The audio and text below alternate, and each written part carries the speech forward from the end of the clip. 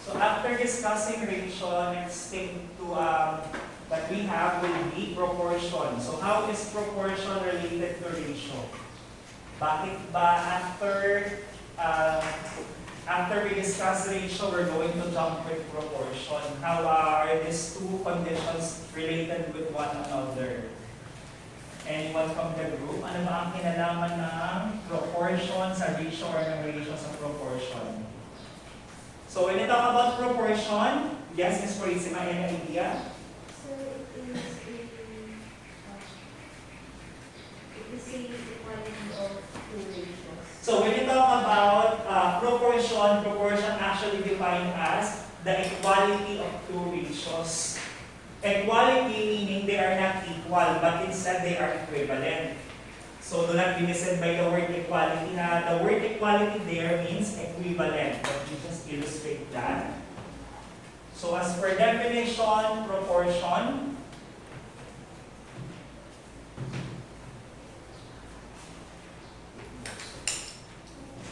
proportion will be the equality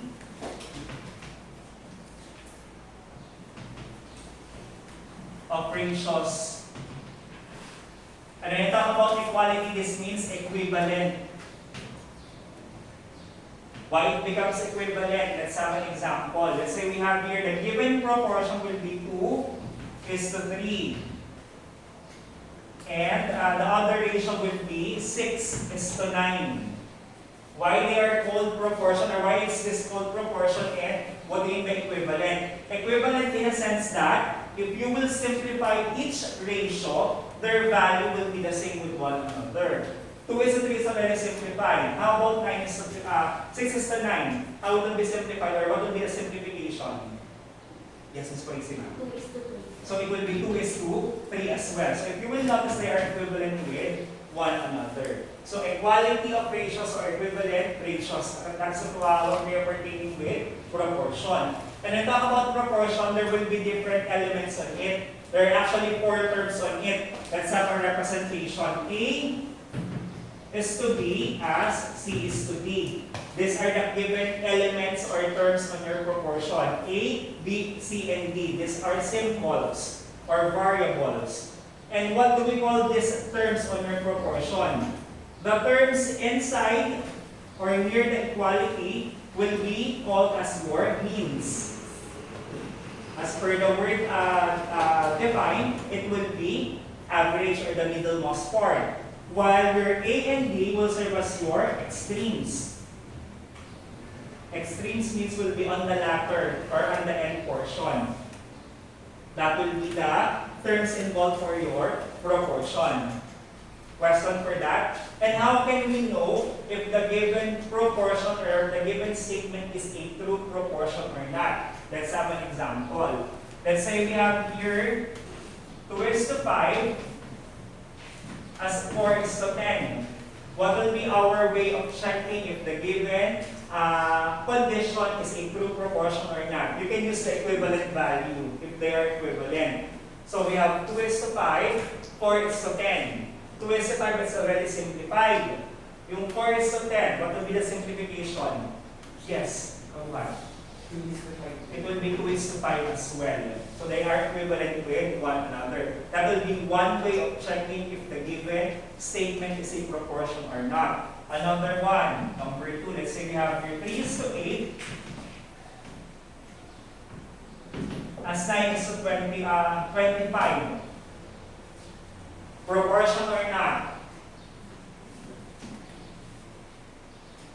Is it a proportion or not a proportion? 3:8 as 9:25. Yes, Ms. Carol. It's not a proportion. What makes it not a proportion? Some portion or some part ng ating statement. It will be yung 25 or this one. Cannot be simplified further into 3:8. That will be one way of checking if the given expression or the given condition is a proportion. But again, we're dealing with mathematics or we're dealing with algebra. Algebra is, as always, a system. So aside from this condition or this way of checking, another way will be using properties and theorems. So ano ba yung common property or common theorem involved for proportion?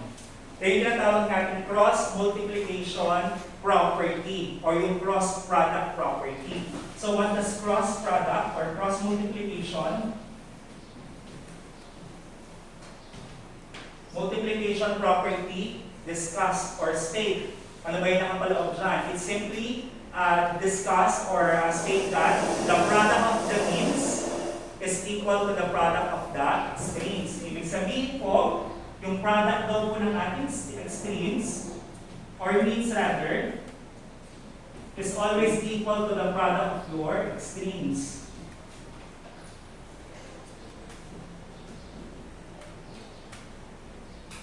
So in this given case, if we're going to have this notation, this symbol, it will be interpreted as A, B times C is equal with A times B. So always have that one. And using this property, let us check the first one. Gamit yung ating property na to or yung theorem natin na to.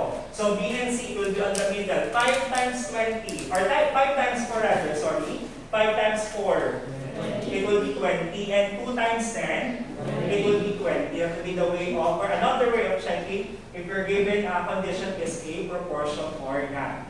For this one, we have 8 times 9. What will be the value? It will be 72. How about 3 times 25? 75. So they are extremely different. So that's why number 2 is not a proportion. Question po? Another one, example number 3. What if we have here 5 is to 7 as 20 is to 28? What will be the verdict? Will it be a proportion or not a proportion? Ah, yes, what? I think po proportion po siya. Any justification? Baka meron kong gusto sabihin? What makes it a proportion? Kasi po kapag simplify po yung 20 is to 8, ang magiging kalabasan Yes. ang magiging Result or kakalabasan ay is it will be what? Sa divisible at 20 sa 28. sa part of the shadow. It will be by what number? By 4. So magiging 5 is to 7 pa rin siya. Or you can use the property. This one. Pwede rin naman 5 times 28. That will be equal with 140. And 7 times 20 will be 140 as well. So this one is really in proportion. Very good to have. Question. How about answering problems regarding proportion? What if there is a missing term on your proportion? Pwede yung extreme, pwede yung means, or both of them are missing in your system or in your condition. How are we going to solve and determine the value for that? Example number 4. Let's say we have your x is to 3 as 10 is to 15. So what do you think will be the value of the missing term? So what will be the process or the procedure in getting the value for the missing term? First step is to what? Ano ating step number 1? Step 1 is to determine the value for means and extremes. Kailangan mo nang ma-identify which are the extremes and which are the means. So anyone from the group who would like to identify, just voice out your answer. What will be the value or what are the means on the given proportion? X is to 3 as 10 is to 15. By the way, this one is read as. Hindi siya equal na binabasa. Ang basa nila rin as. Yes, Miss Tirol. The means are 3 and 10. Very good. So we have 3 and 10 as for your means. How about for the extremes? What are the values for the extremes? Yes, Ms. Polisina. The extremes are x and 15. X and 15. Very good. Next step, step number 2. Step number 2 will be multiply the means and the extremes. Why do we need to multiply? Again, we will go back with the most used, commonly used property for proportion. Cross multiplication or simply the product of the means is equal to the product of the extremes. Ano ngayon ang value ng ating, anong product ng means? Kindly multiply 3 times 10. Yes, yeah. Your name is? Yes, Ms. Valdez. 30. So we have 30 for the means. How about for the extremes? What will be the product for the extremes? X times 15. Yes. 15x. So we have 15x. Sir, what if I have written 15x is to 30 or equals to 30? Is that still considered correct? What's your verdict? Is it correct or not? Sabi kasi dito, the product of the means equals to the product of the extremes. But I have written first the product of the extremes, followed by the product of the means. Will it be correct or not? Yes. I think magiging correct pa rin po. Kasi po, kahit magbalik-baliktad pa rin. So, if magkaparehas pa rin po yung product, magiging tama pa rin po yung... Very well said. So, yun pa rin naman yung context nga. But simply, the justification will be, it will be concept of symmetric property. Because they are symmetry. May symmetric property pa rin tayo. That A is equals to B and B is equals to A. That will be the same. So, going back with this one, again, what will now be the value for X? Step number 3 will be solved for the value of X. So we have 30 equals to 15x divided by 15. So what will be the value for our X? Yes. X is equal to 2. So the value for X will be equal with 2. Question. Para malaman kung tama ang sagot, go back with the main condition. 2 is to 3 as 10 is to 15. Then, product ng extremes. 2 times 15, 30. And 3 times 10 will be 30 pa rin. So they are equal with one another. That will be step number 4, yung checking. This is optional. Kung gusto nyo mag-check lang. It will be your call if you want to check it out or not. Sige po, pakibaki po ng examples natin before we proceed with problem solving. I presume you are through with this portion. Para makuha ko na. Are there clarifications? Or parts na medyo vague pa rin sa yung idea? Para mabalikan ko before I proceed with problem solving or word problems for proportion. Baka meron tayo gustong clarify.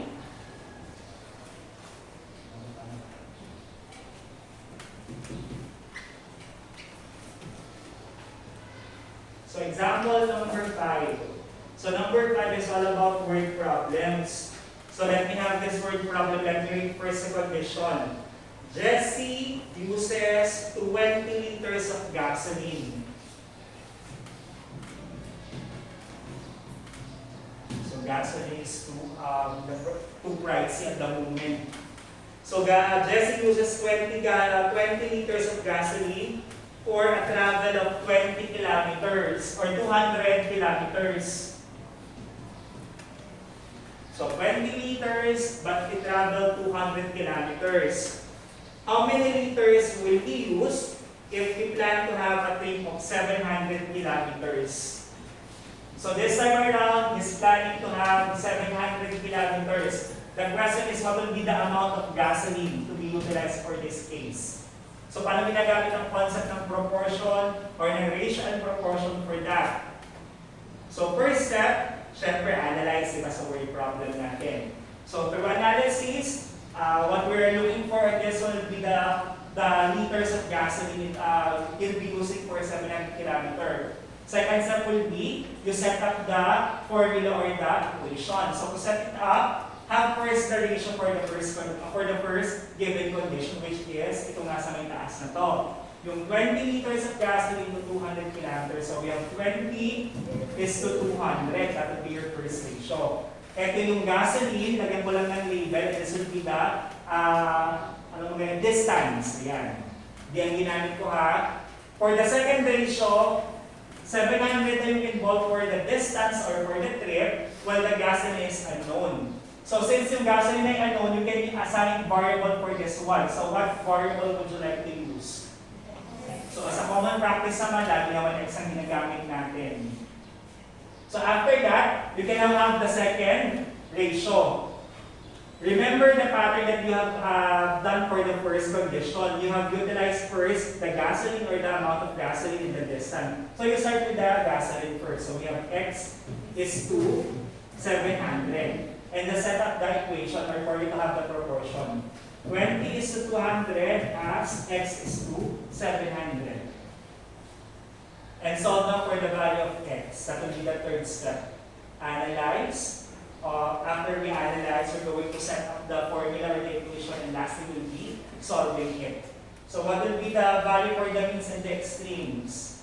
Anyone who would like to identify, just identify the means and the extremes. What are the means and the extremes on this proportion? Alin dyan ang lalabas? Yes. The means are 200 and x.